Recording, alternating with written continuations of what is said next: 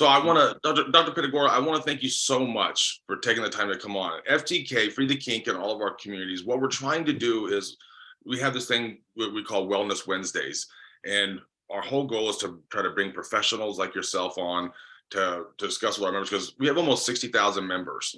And there's a lot of conversation across our 13 communities about mental health and how people feel and the things that are affecting them. And it's in this, I can only speak for the country I live in, but I feel like in this country, mental health still at this point isn't taken as seriously as it should.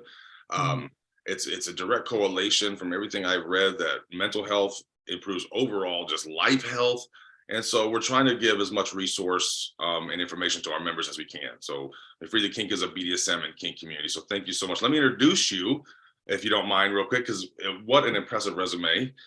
Dr. Pitagora, you have, obviously you're in New York. You've been a member and a mentor to the BDSM and LGBTQ community for over 2 decades. That's right? Over 2 decades. You have a master's in arts and psychology, a master's in social work, a master's of education in human sexuality, and a doctorate, PhD in clinical sexology. Plus you're licensed in multiple states. So what I read when I read that is you are extremely busy. That's true. Yeah. Thank you. Thank you for that. And thanks for doing what you're doing too. It's so important.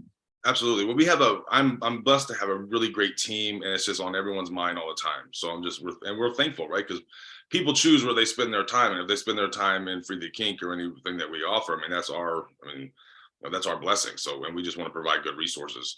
So the main thing about Wellness Wednesday is to try to share resources. So I'm going to ask you some questions that you might be able, but I would love to know, if you don't mind me asking, I mean, you are obviously highly, you have a lot of education. I noticed on your website that that's one of your big things, like you're teaching other therapists, right? And so what got you into wanting to help people through therapy, and I mean, how'd you get here, especially around sexuality, right? And BDSM and kink and alternative lifestyle? That's such a big question, right? And so I'll try to think of like, what's the best way.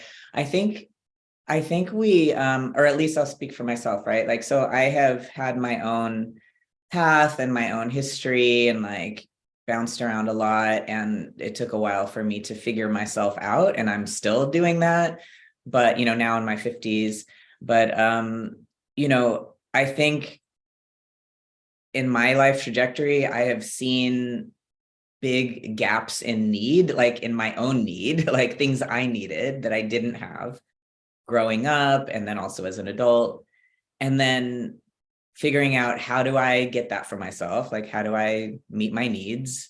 And then realizing that a lot of other people have the very similar, the same kind of issues meeting their needs. And so then I'm like, well, I'm figuring this out for myself. And I, for whatever reason, have a natural inclination to want to share that and to be like, well, if I needed that, I can see that you need that. Like, it's like a mutual support thing. And so, that's how I would say, if I had a nutshell, give you a nutshell, then that's why I've like leaned in the direction of doing this work and seeing the need and figuring out how to address it, because it's very personal for me too. All of the work that I do is all very personal to me. And so wanting to connect with other people over it, and that's helpful for me too. And, it's kind of a reciprocal thing, really. That's awesome. I always wondered, because doing what you do, you hear, I mean, some of the hardest stuff from people. I always wondered how people in your profession are able to just take all that in. And, I mean, sometimes I think I would be like I'd be in rough shape, if I had to hear everybody. It's tough. That can be really hard. And I think the key is to not take it in, like not to like take it on, but to, and there's training around it, of course, right? Like there's some training around it, and others you have to figure out yourself, and how to really be in the moment with somebody and like provide the support you're there to provide without like internalizing it or carrying it around with you after, because that's not actually helping them. If I take on everyone else's stuff, then I maybe can't show up next week to keep doing it. So I have to make it sustainable, which means not taking it fully, it's like being there in the moment. And then it's like, again, like part of what I do is for community support. And so having a really strong network of support is like really one of the, I would say one of the number one things for me, and then ends up being really important for people I work with too, obviously. Like if we can have like spread it around too, not have all our eggs in one support basket, but like, have multiple places for support. I think that's, and again, that's another way that like what works for me and what I need mirrors a lot of what other people, we all have similar needs in these ways. So Yeah, absolutely. It's funny when you start to look at everyone and talk to people how much we are just all dealing with the same exact thing. So here's a couple things that from our members that we get a lot. So let me, if you don't mind, let me ask you, kind of where like BDSM and kink and how that intersects with mental health, or intersect, with mental health. We have a lot of people that come on our walls, which is what we call the walls, where all the communities talk. And we hear so much, I'm really into this. And I think I really like this, but I feel so bad. I feel ashamed because the world, right, makes you feel bad because you realize I'm a sadist. My wife is a masochist, and we do things that people say, "Oh my God, that's just insane. You guys something's wrong with you guys." I'm like, no, there's not. right. What do you say to people, who are really just down on themselves and kind of like you say, internalizing the shame that the world is throwing at them? What do you Right. say to those folks? Well, it's kind of along the lines of what you're already saying. It's like first helping people to see that um these like negative feelings about basically being different, right? Having a different way of expressing themselves or their sexuality or relationship structure or whatever. It's different. And these negative feelings are coming from outside. It's not because they're bad or wrong or anything is wrong with them or, they're doing anything wrong. It's because the message, we are from birth, we're given all these messages on how to fit into a little box. And then luckily, if we're lucky, we find out who we are anyway and like figure out a way to make that work. But there's often internal conflict because we've internalized those messages. And then when we finally break, we figure out like, oh, I know who I am. This is really what I want to do. And there are like consenting adults that want to do that for me, whatever. Great. That's amazing. But doesn't mean we still don't suffer from that like internalized, I really think of it as like toxic, like that we've been poisoned with these messages.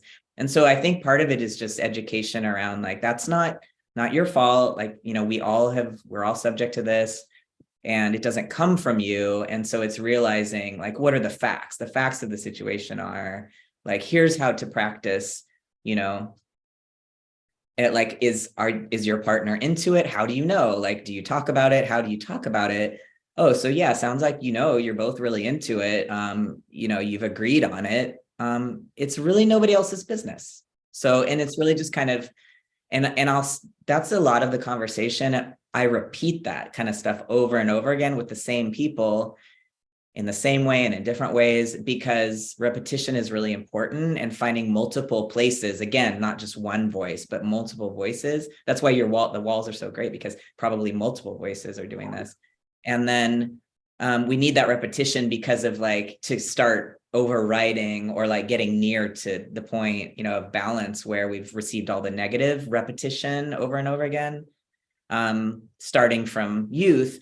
The great thing about being, adults now with our adult brains is that we literally have more brain power to work on overriding that messaging. So when we're kids, we're just sponges and our brains aren't developed enough to have any defenses against it. So we have no choice but to internalize that.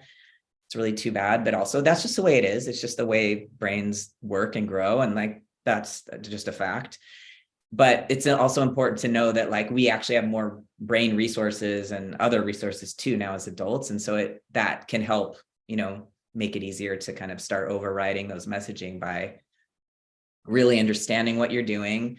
If people are feeling bad and shame, I'll ask them like, why? Like, it's just, and if they don't know, like try to pinpoint why. Oh, is it just because you're told you're supposed to be doing things differently? Well, like who said that? How do they know? Type of thing, right?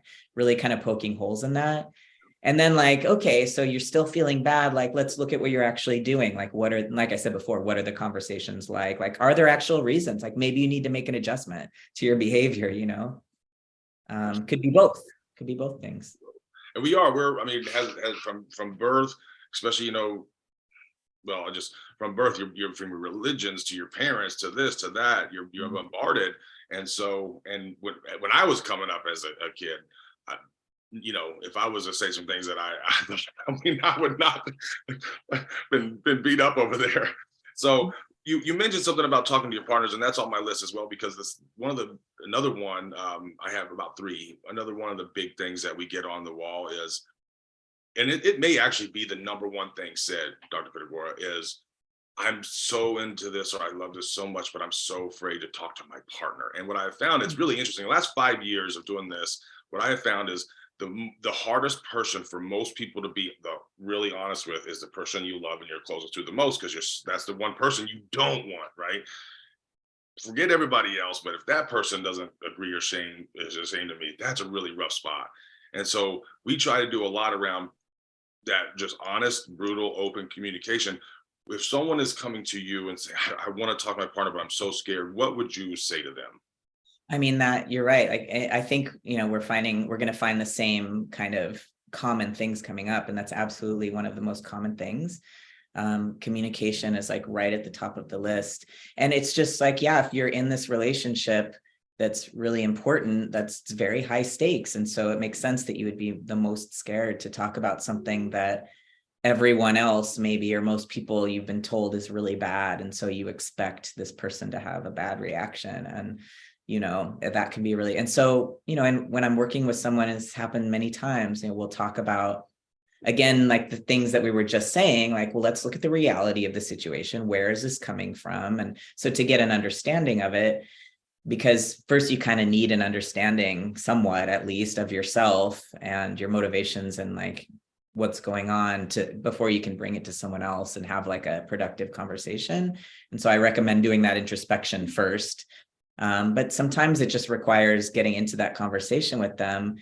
And I think there's a way to do it that can set yourself up well, more likely for success and to have a productive conversation, and, do some role plays, like, or just talk it through in therapy, seeing if there are other friends they can have practice conversation, especially because sometimes people come to therapy with me and have never talked it. They're so shame filled or like so afraid to talk to anyone that I'm the first and only person, that they've spoken to, and feel comfortable because of HIPAA, because I'm not allowed to disclose, and they know that, and it's safe. And I love that I can create a safe space, but my goal is to make myself redundant and like create other opportunities and other connections so that they feel comfortable, and like I'm not the only one that they can talk to. And so practicing, and like, who else can you talk to first? Like, start with a lower stakes conversation before, like, why jump into the hardest thing? Like, you practice on easier things. Like when we're practicing anything, like when we're babies, we didn't like just stand up and start running. Like we crawled for, like, so you start with an easier, like a lower stakes conversation with somebody, probably somebody like on the wall, like, you're like-minded, and you practice talking. And then move up to somebody like a little more challenging, maybe like somebody that still low stakes. It's like, I could not have this relationship, it would be fine. But I think they're on the same page. I'm not sure. So then like have that conversation and like, see, and then really put boundaries in play, working on boundaries and working on how to talk about things, having it be reciprocal conversation. Because, when you're with an important partner, like they want to feel important too, and heard and listened to. So it's not just one directional. So there's these different components of communication that can be practiced. It's just skill. Anybody can, I really believe anybody can learn to practice these things. And that's a really good point, to start with lower stakes or easier conversations and build your confidence. Like anything. Yeah. Anything you practice. And I think anybody can do that. And it's just a matter of taking time and building the skill. And yeah. So you mentioned a couple things. We try to get into this particular topic a lot, but it's something that pretty much falls flat every time we do on the wall. You were talking, understanding yourself. Even you said yourself, you're right, you're still learning. I'm 40 and I'm still learning stuff about myself every day. Like, holy shit, where did that come from?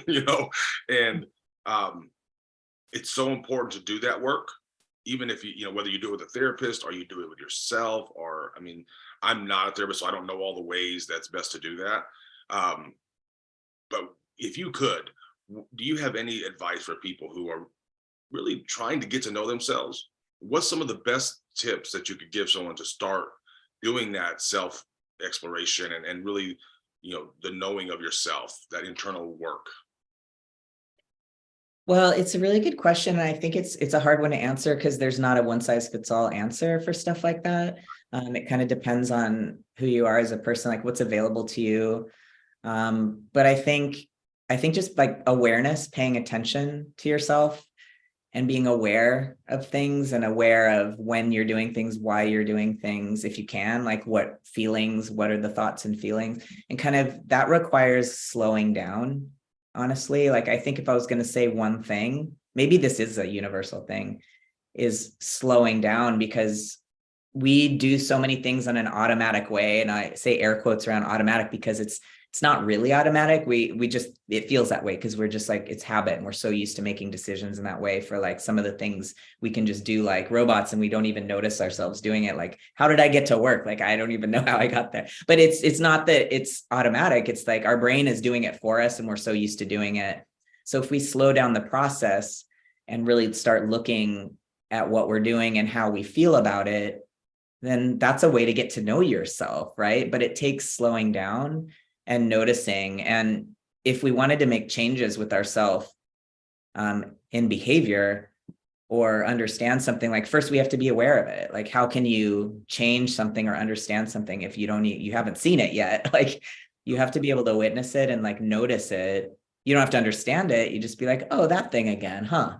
Be curious and also gentle and generous with yourself, because just knowing that, especially in our communities, that's not really something that comes from every direction. And so I think that's a really big one too. So if I want to put another big one on it, it would be that. Now I'm realizing there are specific things. So I'm taking that back a little bit, but you can see how within those, like you would need to tailor it and like figure out what to do next. But I think those are good places to start. Those are definitely two places. And yeah, there's going to be, almost 8 billion ways of doing those two things, like you said. Exactly, right.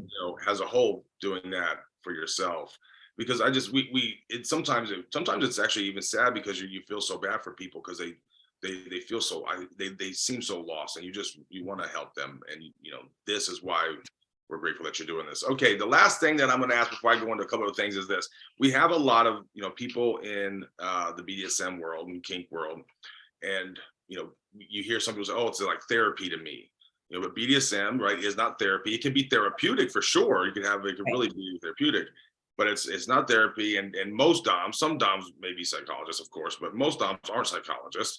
We're there to guide and help and do all those things. But in your mind, if you're, the best way to deal with mental health issues would be to talk to somebody, right? So let's say, for instance, are you taking on new patients? I'm actually not right now. I'm doing the thing where I'm slowing down, and through the pandemic, I got overbooked because it was like, that's where I wanted to spend my time. But now I'm trying to get more balance. And so I'm actually pulling back a little bit, but I do supervise therapists.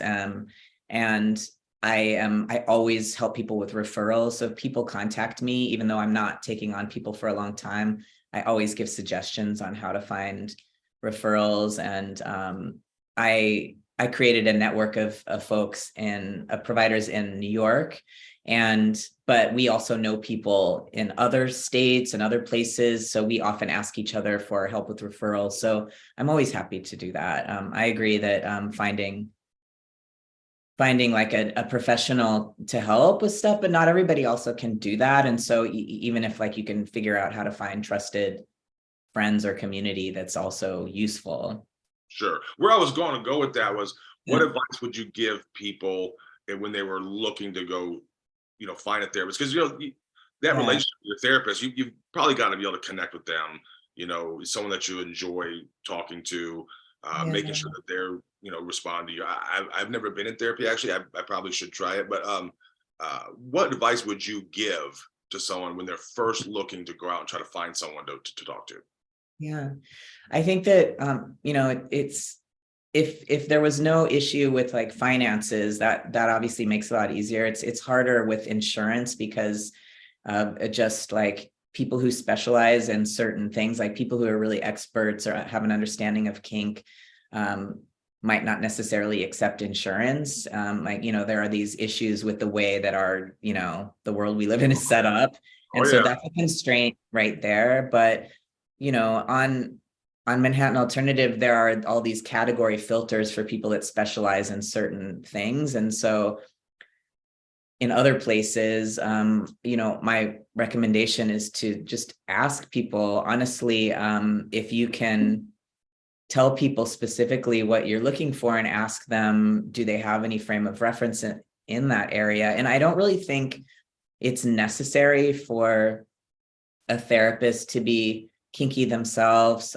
Most people won't disclose anyway. Like, I'm one of the very few people who does disclose that that's my orientation, and I know lots of other people around, and some of them are out about it, some aren't, and that's fine. Like, if you're not out, totally fine. Obviously, you have to make that decision for yourself. Same goes with therapists, but mostly they're not going to tell you. Some people might, but mostly they won't. So you can ask, like, what has been your experience with this kind of work, and like whatever, like, how do you think you would react? And so I would ask them questions, like hypothetical question, like, how do you think you would react to this? You might need to get, like, a lot of people will offer a quick phone call, and that's what I did with last time I was looking. Actually, I booked full sessions with a lot of people, but I always recommend and I interviewed different ones just to see how I felt. So that's a piece of advice too, if you can, to schedule like full appointments with different providers, and don't worry about not continuing. Like, you're not obligated to. Like, these people, like, we are in service to you. Therapists are in service to the people who need their support. And so you shouldn't worry about offending them in terms of like, oh, I need to continue because I saw them want, it's like, you can stop at any time. If you're not feeling right, you just stop. It's fine. Like, but I would interview multiple people and just see how you feel talking to them. Like, you're not going to get a sense of how they're going to support you long term, but you can see how you feel, and just ask them about their, how they would react, and maybe sure. hearing different kinds of content, and just like kind of trust your intuition about it too. Cause the thing is like, we might come into a meeting like that feeling nervous and like feeling worried about maybe feeling some shame, maybe feeling some stigma, and don't assume that you're in the wrong. Like, if it's that person's job to make you feel comfortable, if for any reason they couldn't do that, then that's probably not the Okay. best, right off the bat. That's actually probably the best point right there. I mean, do they make you feel comfortable? Well, then maybe you could. Right. And it's not that maybe that person's a bad therapist. It could be just a not a good match, or there's something intuitive that you're feeling. And like, just like, I would say, check in with yourself and listen, like, trust yourself in that way. And like, but it can be challenging. So I could see wanting to try somebody out and then just try them out and then change, if it's not going the way, if it's not feeling right. Dr. Pitagora, thank you again so much for doing this. And it'll be up on YouTube. We'll put your website, if that's okay, and any social media that we could share as well. So if people want to follow you. I mean, you can just probably the easiest one to put is kinkdoctor.com. And that's also at kinkdoctor is a lot of the different social media. So that's the one that's easiest to spell, because my name is a bit, has lots more letters. So Yes, perfect. Thank you again so very much for this. If there's anything Free the Kink can ever do for you, please let us know. Thank you so much. Thank you for having me. Absolutely.